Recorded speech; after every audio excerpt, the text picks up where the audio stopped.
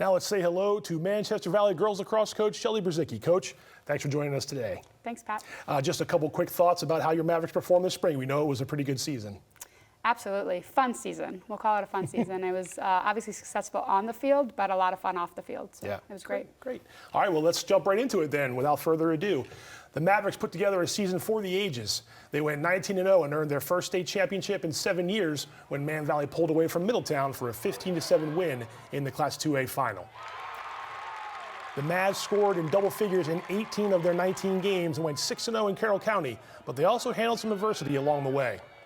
They edged Glenelg in overtime 10-9 to win the 2A West Region 1 title, then outlasted C. Milton Wright in the state semifinals 11-10. Middletown held a halftime lead in the championship game before the Mavs ended it on an 11-0 run to prevail. Emma Penchik scored 9 goals in the state final, and the sophomore led Carroll County in scoring with 93 goals and 136 points. Casey Meredith had 81 points, and Haley Bittinger added 66 for Man Valley.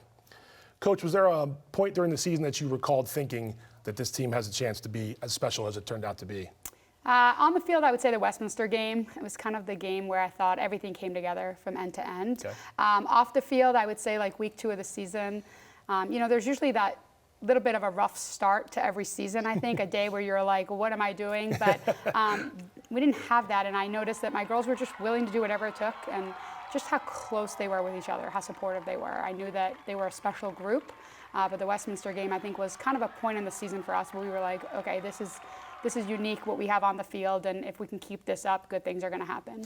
Much was made of your potent offense, and rightfully so, but let's talk about Man Valley's defense for a second. What made that unit stand out to you the most this year? Because it was really good. Yeah, I mean, we allowed 4.6 goals per game, which is a program record. Oh, wow, okay. So I think we were close to 4.7 in 2015. We were young. That's the youngest part of our team. We had 2 sophomores start for us, and then a new goalie and Zoe Castle in goal. So they just talked. They worked well together. Having Sammy Chenoweth as an assistant coach and someone that played defense for us as a Maverick helped. But I would say just how well they play together. I mean, our midfielders, as good as they are on attack, are also really, really strong defenders. Sure.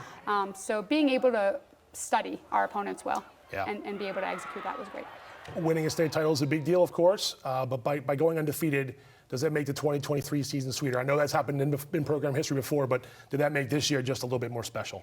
I think the people made this season really special, but obviously going undefeated means, we showed up every day, regardless of who our opponent was or, what the environment was like, or if some of us were sick or ill and not feeling well, that we were able to do what we needed to do to win. And we had some close ones. So absolutely special, something I think they'll always remember. Yeah. Congratulations on really, really great season. Now it's time to take a look back at how the Mavericks won their first state title since 2016. It's Man Valley versus Middletown from May 24th at Stevenson University. Middletown and Manchester Valley met in the final high school lacrosse game of the 2023 season on May 25th at Stevenson University's Mustang Stadium, with the girls' state title on the line. The Mavericks were 1 win away from a perfect season, and the Knights were trying to claim Frederick County's first girls lacrosse state championship. Man Valley starts strong, and Emma Penchik scores here from the 8-meter arc to make it 2-0. Middletown has an answer. The Knights score 3 straight to take the lead, then get a big save from Helen Bartman, who denies Penchik. That leads to a free position goal from junior attacker Kate Stevenson. Knights 4, Mavericks 2.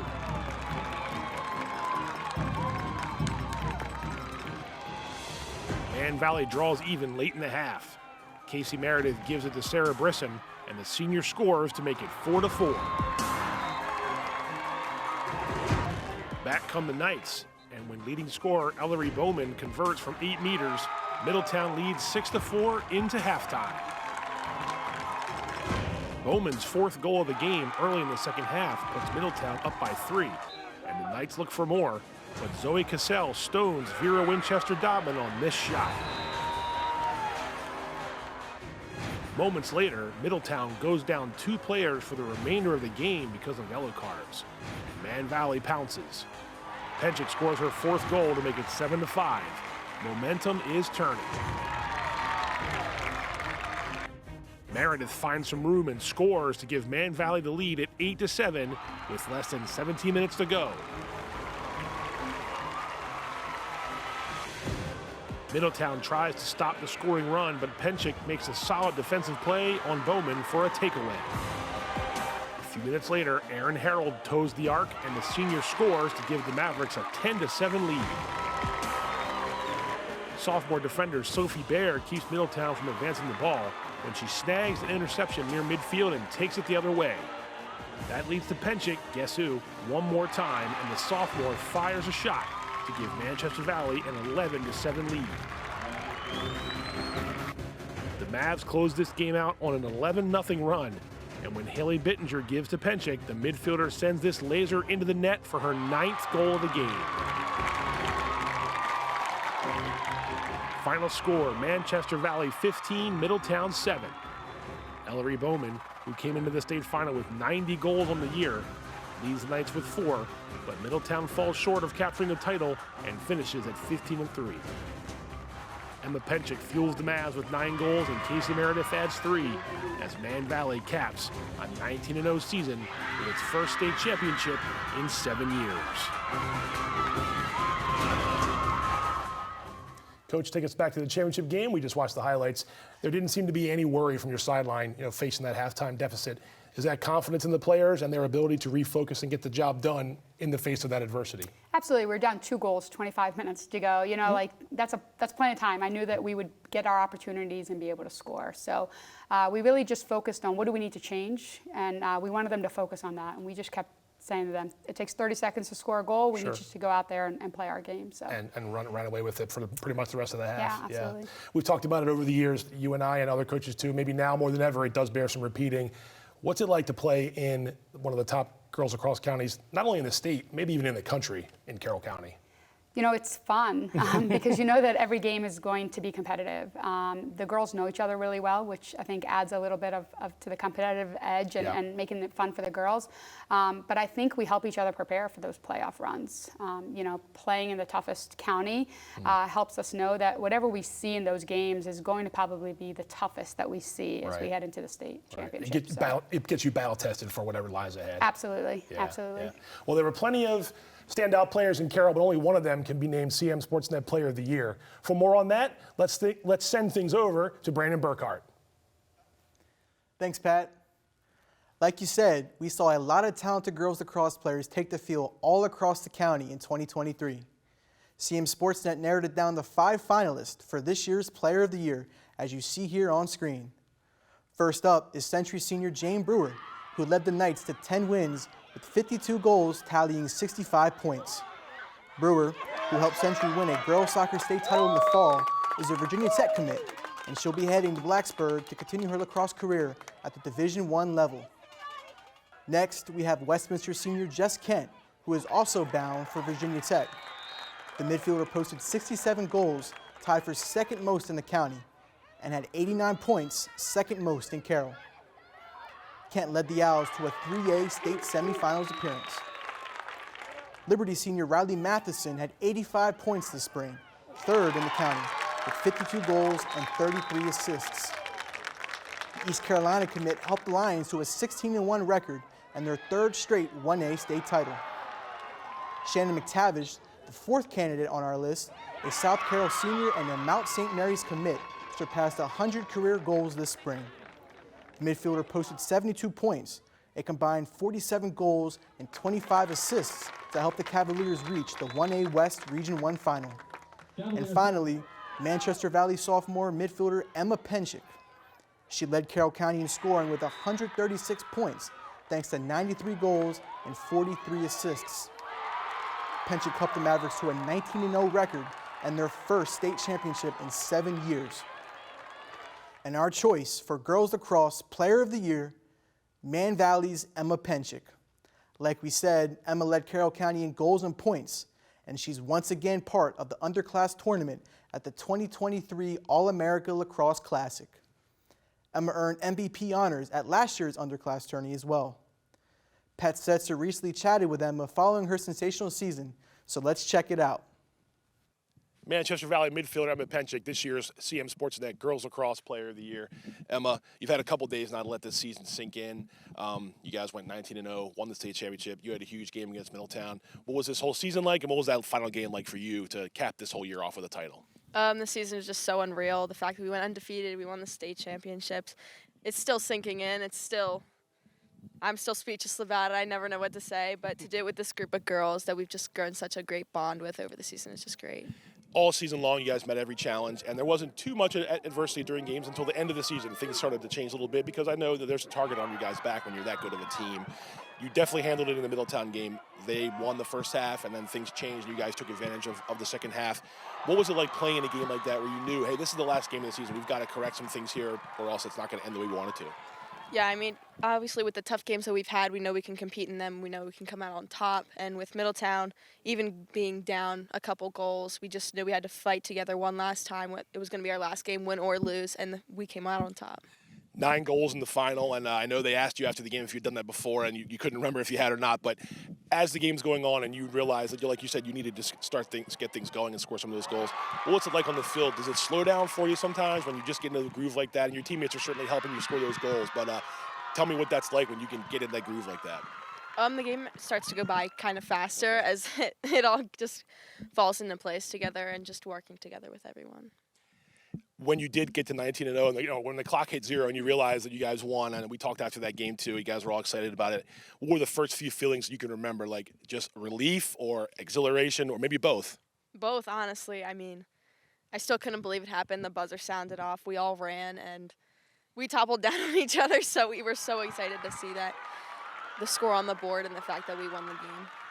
What's it been like this year playing with Coach Shelley Brzezicki and also with a lot of talented teammates? You've got three seasons worth of teams to play on, and you play all 3 sports during the year. But what was this lacrosse year like for you guys? And like we said, to cap it off the way you guys did. We really just became a sisterhood, and from March 1st to the state championship game, our bond just grew stronger and stronger. And this group of girls with Coach B, it's an unbreakable bond that we'll never forget. You mentioned how it starts March 1st, but for you, everything starts way back in August 15th or so. You go from soccer to basketball to lacrosse. You barely have a break. You're a 10th grader. I don't think you're getting burned out. How's it feel? I mean, now you've had 2 of these years now, but I mean, do you feel tired at all between seasons, or do you just ramp right into the next one? Usually just go right into the next one. I'm kind of thinking, I don't have a break, but when I have a break, I don't want one. It's weird not having anything to do, so. Well, that'll be coming up then in the summer, but I know you're going to be playing sports as well. But you're halfway through your high school career. There's been a lot of success. You've had a state championship now. If you take a minute to think about it, I mean, how have the first 2 years of Manchester Valley gone for Emma? They've gone really well. I mean, I'm making so many new friendships, whether it's underclassmen or upperclassmen, with all the sports that we've been all playing together, whether it's the same person throughout all 3 sports or just meeting new people in school. Emma, congratulations on a great year. Congratulations on Girls Lacrosse Player of the Year. Emma Penchik, this year's CMSportsNet Girls Lacrosse Player of the Year. Back to you, Brandon. Congratulations to Emma Penchik, the 2023 CMSportsNet Girls Lacrosse Player of the Year. Now let's go back over to Pat and Coach and get their thoughts on the selection. Thanks, Brandon, and kudos to Emma on a stellar season. Coach, how much fun was it watching Emma play all spring long, all year long really, but definitely all spring long? It's fun. She's super competitive, which is a lot of fun, not only in the games, but at practice. She's also very funny, I say if I'm playing horseshoes, I want Emma Penchik on my team, right. So, yeah, a lot of fun to watch her, and we can't wait, and we're excited to see how much more she grows throughout her high school career. And the cool thing there is that you get her for 2 more years. Obviously, yeah. That's a good thing for a coach, right? Absolutely, absolutely. Yeah. Coach Shelley Brzezicki, I appreciate you spending some time with us today. Once again, congrats to Manchester Valley and Liberty for winning girls lacrosse state titles. And that's at least 1 state champion girls team from Carroll County in every season since 2006. Pretty impressive. Up next, we shift focus to boys lacrosse and see how each county team did in 2023. We'll also announce the boys lacrosse player of the year.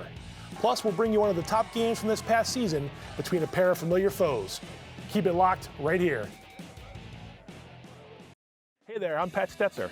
And I'm Michael Duffy, inviting you to join us for The Score and more. It's our new podcast, and each week we'll talk about high school sports in Carroll County. We'll share information about upcoming games, highlight coaches and athletes, and much more.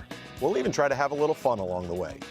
Don't miss the Score and More podcast presented by CMSportsNet. The Score and More Sports Podcast is available online at carrollmediacenter.org and on a variety of podcast channels.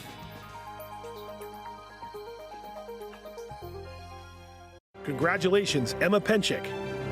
The CM Sportsnet Girls Lacrosse Player of the Year is sponsored by Genova's To Go. Locations in Westminster, Hampstead, Manchester, Hanover, and Eldersburg. Genova's. Pizza, pasta, subs, and more.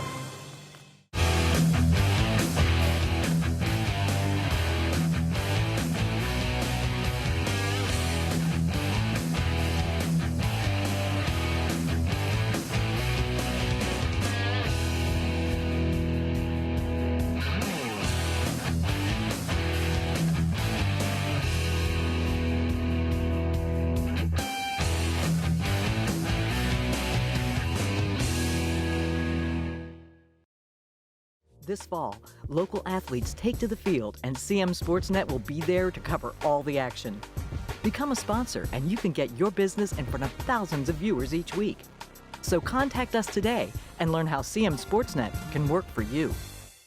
What does it take to cover local high school sports? It takes staff and volunteers, equipment, training, and community support from people like you. You can help by making a donation to the Community Media Center today. Your gift is an investment in our community, our schools, and most of all, our student athletes. We want to expand our coverage to include both boys and girls sports, but we can't do it without your help. So please, make your donation today and help us bring high school sports to every screen in Carroll County.